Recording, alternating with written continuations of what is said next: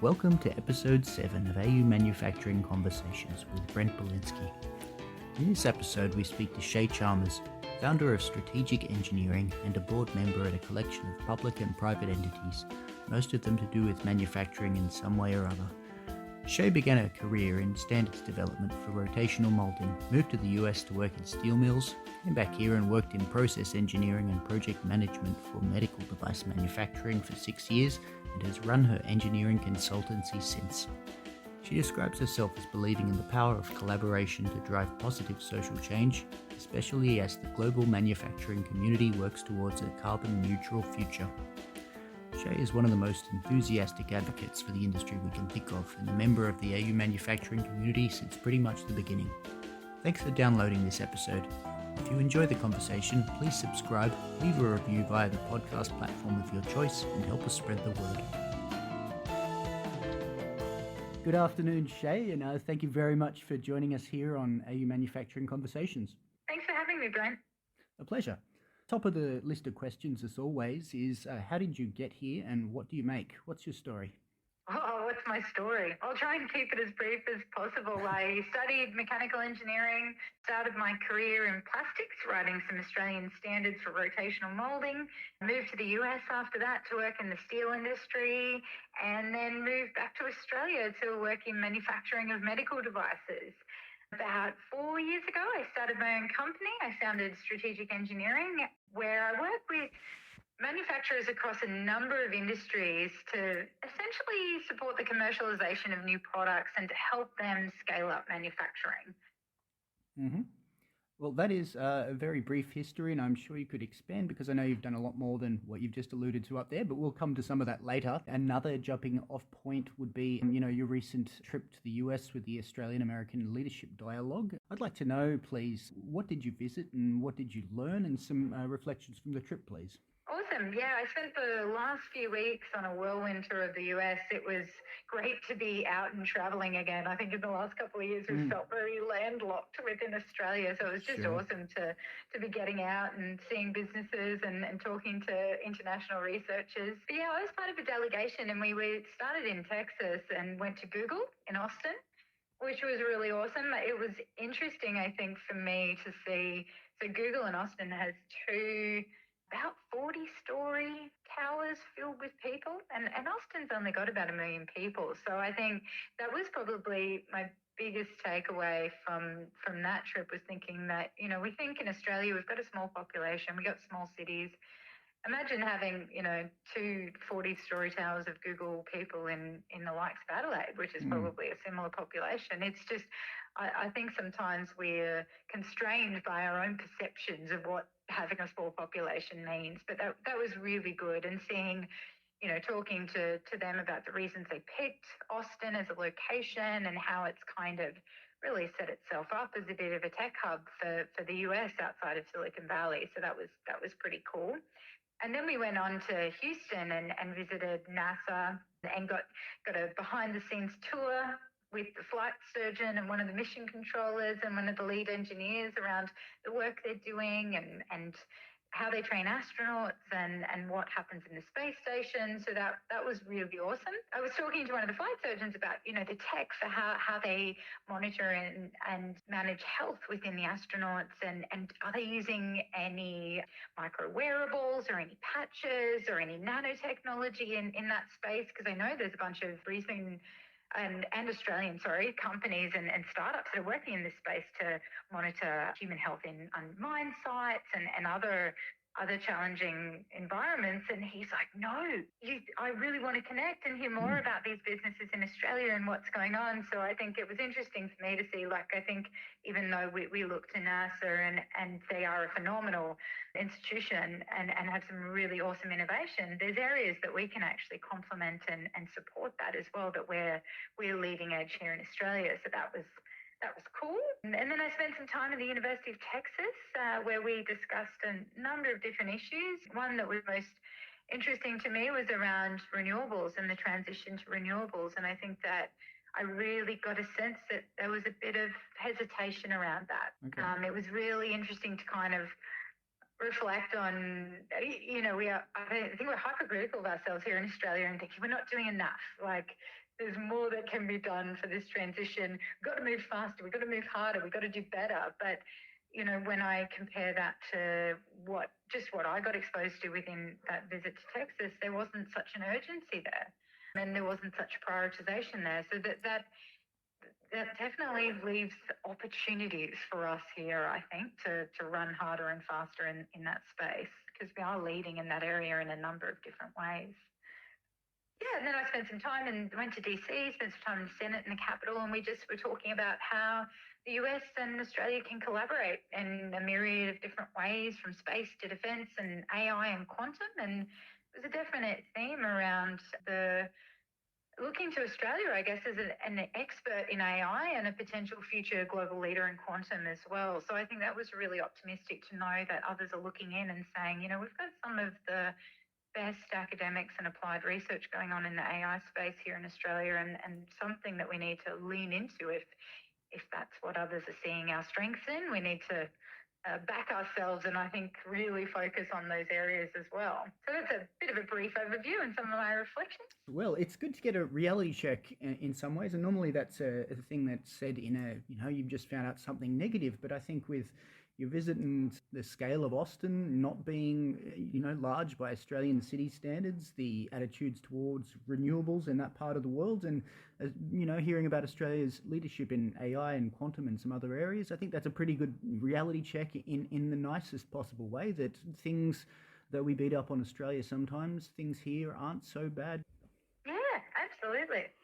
While we're looking at the US, you've obviously just come back from there and you started your career, as you mentioned, in steel mills in Pittsburgh. I'd like to get your point of view, please, about differences between the US and Australia when it comes to manufacturing and its importance. Yeah, sure. I think like the US, like Australia, has been through a journey over the years, and manufacturing has changed, I guess, in importance and focus. I actually worked in the US when the global financial crisis was happening, and in steel, it was just one of the hardest hit industries. And I think, we learned a lot from that when the economy falls down, like you've got an opportunity to support local manufacturing, or if you don't, then it will suffer and you'll lose a lot of industry. And that's what happened, at least in the steel industry in the US in the GFC. We just shut down mill after mill after mill, and the industry effectively died at that stage. Some of it has come back up, but it's been slow going. And so I think there's a really strong push with Biden around supporting manufacturing and enabling it to grow, which is really wonderful.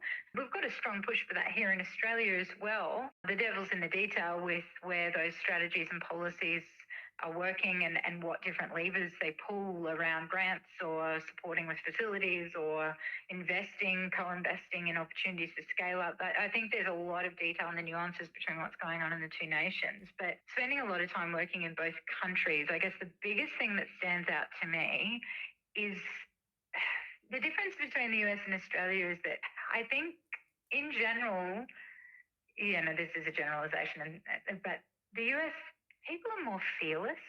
They have a greater risk appetite and they back themselves. And I think sometimes we see that as potentially arrogance, but they have an outward confidence where sometimes we're fearful because of this tall poppy culture that we've created for ourselves. We don't want to stick our heads up and appear arrogant, because in Australian culture, arrogance is probably the worst trait you could possibly have. But in the US, they will put their money where their mouth is. They say, okay, yes, this is a risky business, but you know what? I'm going to back you as a person and I'll put money into that.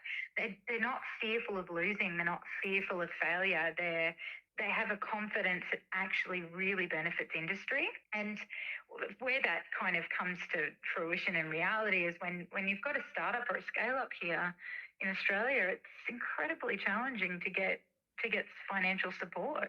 Our banks are ultra-conservative, our government is ultra-conservative, and our industry is ultra-conservative. Like whether it be from a VC perspective or our boards, like we just have this, unless we have 1,000% chance of this being successful, we can't back it. We've got this strange culture, whereas in the US, get $20 million on a good pitch and some and a potential future opportunity. So I think like I've just encountered that over the years, that's a challenge for us here, and we have so much to be proud of. We've just got so many amazing inventions that we should be shouting from the rooftops, but we don't. Like, we've got many successful, innovative global manufacturing players, but we just don't celebrate it enough. I spend so much of my time talking about manufacturing success stories, and people are just shocked. They're just like, seriously? We do that here? Or that comes out of Australia? Or that was invented in Australia? I think globally we've got such a strong brand for designing and developing quality products, but it's not something that's well known within Australia, and we just don't leverage that brand and our skills and capability as much as we could be. I'm sure there's lots of reasons behind people being unfamiliar with some really outstanding manufacturers here. We could bang on for days about, many of them being SMEs and therefore unable to communicate their message, or not having a marketing facility through which to communicate their message, or anything else. But basically, we can't change it overnight, but we can annoy everyone we know by reminding them constantly that great stuff gets done here, and that's what we try and do. Absolutely. For now, I'd like to hear something about your sort of day job, for want of a better term, at Strategic Engineering, the company you founded. What sorts of companies do you work with, and could you expand a little on the company's focus that you started talking about earlier? Sure. The work we do is so varied. I guess in particular with the challenges with broken supply chains in the last few years, like from COVID, but also geopolitical insecurities, it's really brought supply chain risk to the forefront for businesses. And that's really been a huge benefit for local manufacturers. We're just seeing a massive trend of businesses rethinking their procurement strategies and trying to de-risk some of those really long global supply chains that we've created. So we're seeing a lot of inquiries in a number of the businesses that I work with of manufacturing products locally that weren't even considered in the past. So that's meant that we've just seen an explosion in manufacturing scale up and onshoring, reshoring, and also even licensing opportunities for manufacturing tech over here. So that means we're really busy, which is awesome. Mm-hmm. But at the moment, I've got clients in medtech. It's a big focus, as you can imagine, coming out of a global pandemic. But I work with companies from laboratory automation to nano coating of implantable medical devices, to startup manufacturers who are looking in the PPE space. Also, big focus on our renewable sector, really, and I guess that journey to carbon neutral. There's a huge amount of startup and scale-up organisations in that space. So I'm working with a couple of businesses, one on carbon capture products. And I'm even working with a boat building company at the moment with my role in surf lifesaving to help them scale up to meet the huge increasing demand. They've got orders out 2.5 years and could have double that if they said yes to it. So those are the kind of problems that we're seeing, where it's like we've got the orders, now we need to get systems, processes in place to be able to make those orders, because labour is just a real challenge for us in manufacturing, and will continue to be in the future. So helping businesses look at how they think about streamlining their processes and really prioritising where they might want to invest to embed automation or other solutions to help scale up to complement our really awesome manufacturing workforce. And so the last time we spoke, which was a few months ago, you were about to hand in some papers to embark on a PhD, which was interesting to me. Tell me about what the audience more importantly, about what you've decided to throw yourself into for the next few years, and why it's worth all the time and stress, and something about your planned PhD, please. Why it's worth all the time and stress, I'm not sure. I think I'm mad. But I guess my intention is that I just, at my very core, want to help Australian manufacturing to be the very best that it can be. And I think we can do better. I think, we've got this wonderful island that we live on, and manufacturing is a very, very busy place. Like we're heads down, bums up, getting product out the door, trying to meet lead times, meet the cost requirements, meet the quality requirements. Like, it's a real juggling act. For everybody who works in manufacturing, they know that as soon as you fought one fire, there's another one to put out. Mm-hmm. So what that means is it's just really, really hard to kind of put your head up, look out, look at the future, look at what's going on around the world, take those lessons learned from others and embed them in your business. People try as best that they can to do that. But I think what I've noticed is that there's so much research that goes on in manufacturing around the world, particularly, in the US and in Europe and Germany in particular. They have really large research institutes around manufacturing. And we haven't done a lot to really look at that research, look at how we optimize manufacturing, how we scale up manufacturing, what's been successful around the world, and how do we apply that in an Australian context? Because, like it or not, we are different. We have our cultural nuances. We are on a big island in the middle of nowhere. We have challenges with a small population distributed over a large area. We've got to focus on export because of our small population. So there's a lot of nuances that you can't just take research and theories that have been applied in Germany, for instance, and apply them in Australia, because there's just too many differences to make it actually applicable. And so my vision is to do a massive review of the research that's occurred in manufacturing and try to consolidate that in a way that I can Australianize it, I guess, and apply that and test it and optimize it and continue to improve it. But essentially, I want to use my global experience and my experience with Australian SMEs, because that's the majority of our manufacturers, 96% are small to medium enterprises. So how do we apply global learnings from other nations in the context of Australia when we have the predominantly small to medium enterprises who are in fact family owned and very, very distributed? So there's some very real challenges there, but that's what I'd like to focus my research on in an applied sense, to create a framework that I can help as many manufacturers as possible. I'm only one person and I'm doing the best I can, but my idea is that I try to scale that a little bit more by doing this research. So that's my intent. But check in with me in a couple of years' time and see if I've got any hair left.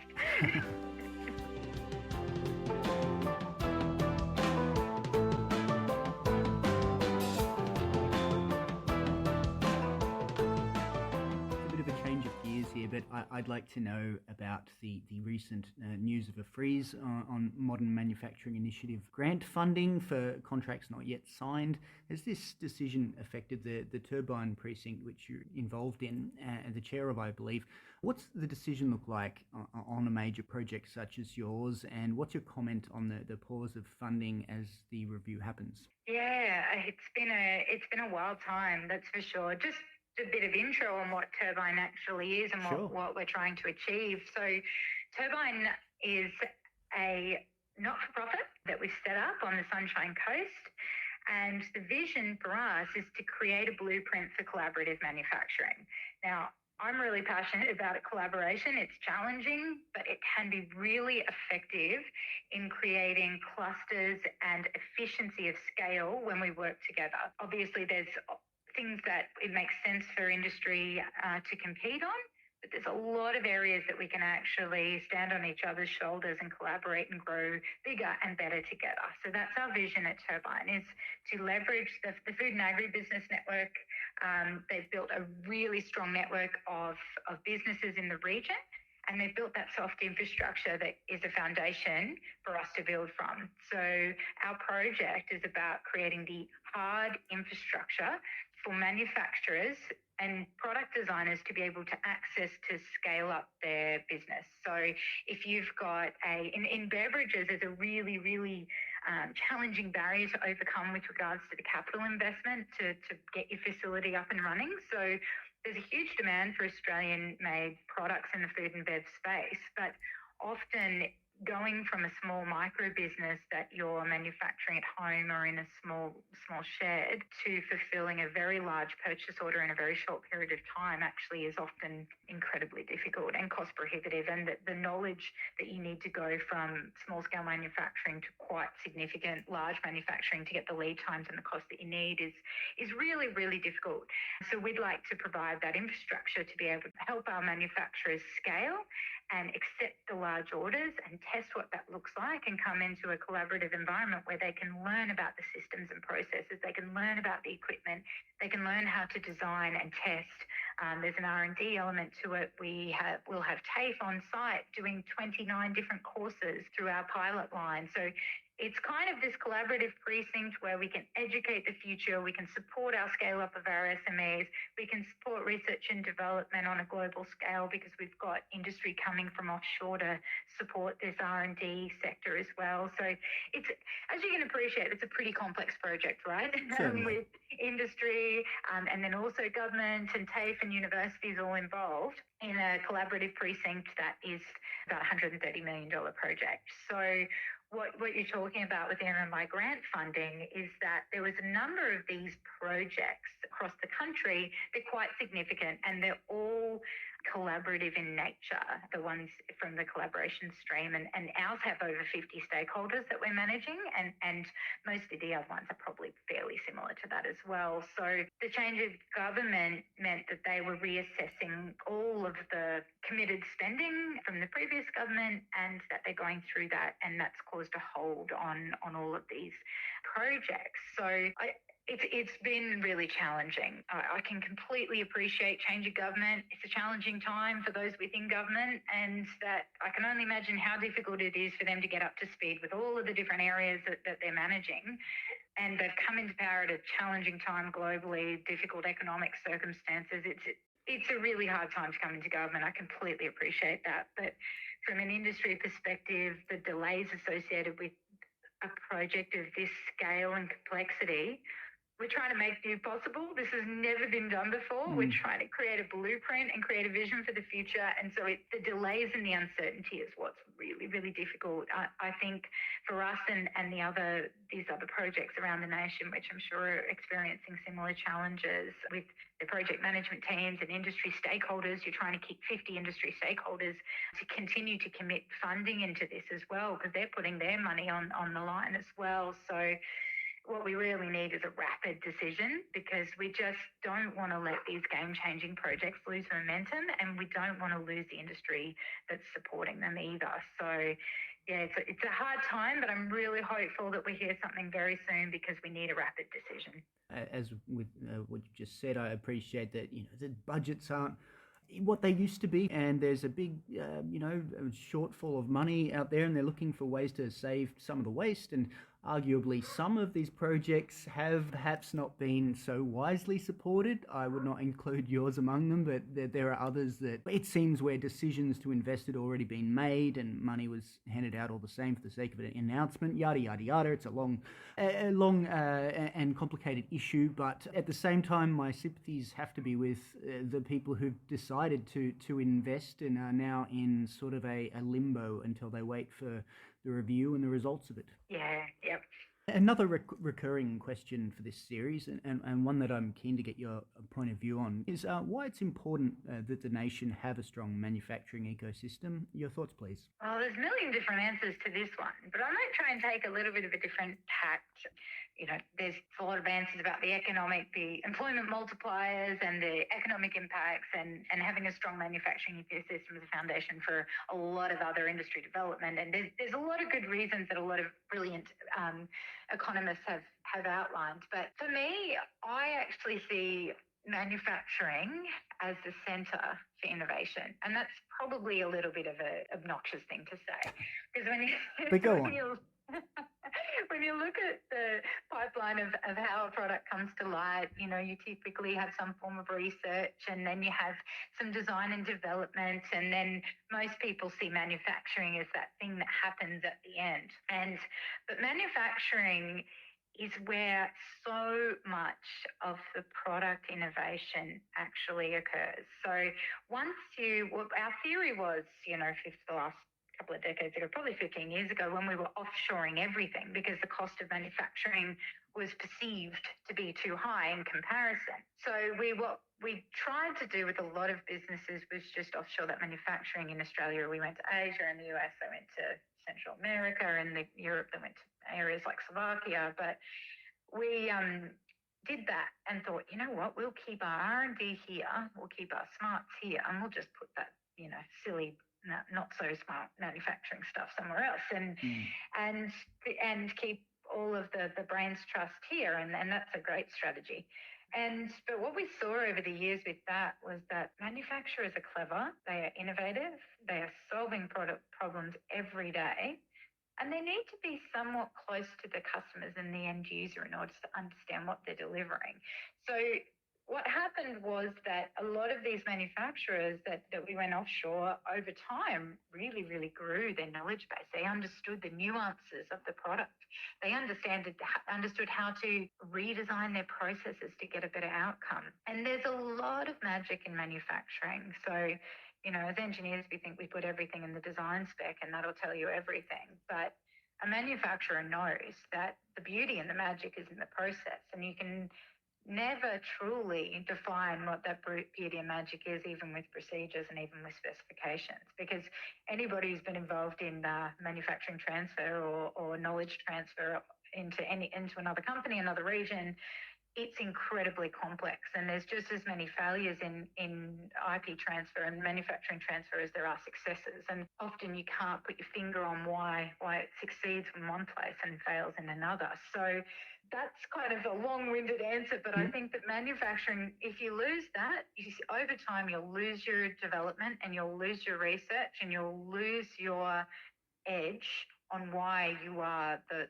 leader in that product to begin with. So I was actually having this chat this morning. We were talking about, the US is pulling some of our wonderful manufacturers over there, and it makes sense from a scale perspective, and they're close to customer if that's a large market for you. But it's really important that we actually maintain, even if it makes sense to have a large facility in the US, that we maintain a facility of some sort here. Because even if it's just a pilot, even if it's just for the local market, or even if it's just for smaller scale operations, it's keeping your technical team really close to the production floor and really close to the customer, so that we can continue to be leaders in that space. And as soon as you take away the manufacturing, everything else will follow. So that's your world according to Shay, at least. Well, I asked, and that's your answer. So it's a perfectly fine one. If you had the Prime Minister Anthony Albanese's ears and Ed Husick's ears, what advice would you give them in a nutshell about what's needed from industry policy in this term, and a further one should they get it? It'll be interesting to see how this plays out, because I'm actually pretty optimistic. I'm just seeing some little kind of glimmers of hope in the change in direction around how we actually support industry. I personally, and this is probably ironic, we were just talking about the collaboration grants, but I am not such a supporter of grants as a support for industry, because I feel that you spend too much time writing these grant proposals and less time improving your business. So I am a really strong advocate for how can we work together, knowing that we live in a risk-averse country, knowing that finance is difficult to get, knowing that scale-up money or start-up money is difficult to acquire here, hence why we often go offshore to get it. How can the government work with industry to share some of that risk and share some of that benefit? So I've seen some glimmers in there about taking equity positions in companies, low-cost loans, access to finances rather than just handing out money. I think it's teaching business to really make sure we've got the right business case, going for finance in a way that makes commercial sense rather than ticking boxes to fit round peg and square hole for a grant and then having to go through all of the administration associated with it. So I would be thinking, one, about how do we risk share so that we can invest in businesses and projects that make sense, because then we can also look at influencing the second most important thing, which is really about procurement. How do we, as a government and industry, it's important for industry to be doing this too, looking at how do we leverage the power of procurement. That's manufacturers want orders, not grants. So if orders are what keeps our manufacturing world going around, there's ways to design our procurement to really support local industry, looking at longer term purchase orders, for instance, so that industry has security, so they can actually invest in training the apprentices or invest in implementing automation because they've got the ROI and the contract to justify it. Ways at looking at social procurement and not just around the dollar, but what organisations can we invest in that are really going to help the community and grow the economy or grow the industry that you're trying to support. I think there's a number of different levers that we can pull within procurement, not just to give them to local businesses, but really just have a transparent and fair process so that, you know, if you say to a manufacturer, I need 10,000 of these widgets, I need them with a 3-month lead time, you'll have a 5-year contract, and this is my expectation of price point. Can you do it? Then the manufacturer will probably say, right, I know it's a level playing field. I can do my numbers. Yep, okay, maybe it'll be a loss for the first 12 months, but if I implement this process improvement or this automation, I can get it so that by year 2.5, I'm at a positive, and then by year 4, I've already paid off my equipment. So but we don't do that. Everything's behind closed doors. We never know how much anybody's bidding. We're not giving long-term contracts with both industry and government. You'd be lucky to get 12 months, which is just not enough to commit to training or investment in equipment or any of those things. So that's the other thing I would say. Think about procurement as power and think about it as an enabler, and make sure that you design your systems to work for industry and not against them. Yep. Lastly, is there anything you'd like to plug or perhaps a final closing comment you'd like to make while you're on the line? Oh, gosh, I don't know.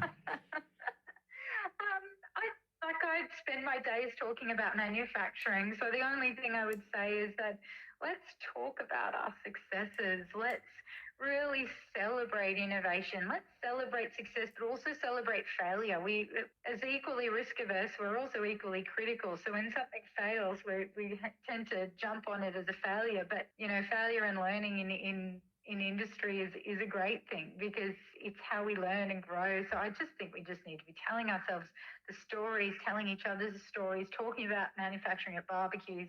Then everybody will be as exciting as me talking about making products. But getting the word out there is just so important so we can get that Australian-made brand well known within Australia. Certainly. Well, that pretty well wraps it up, Shay. So thank you very much for joining us on AU Manufacturing Conversations. It was very nice to catch up. Oh, it's my pleasure. And thank you for everything that you guys do to support our industry. Oh, well, you're welcome, and we'll continue to do our best.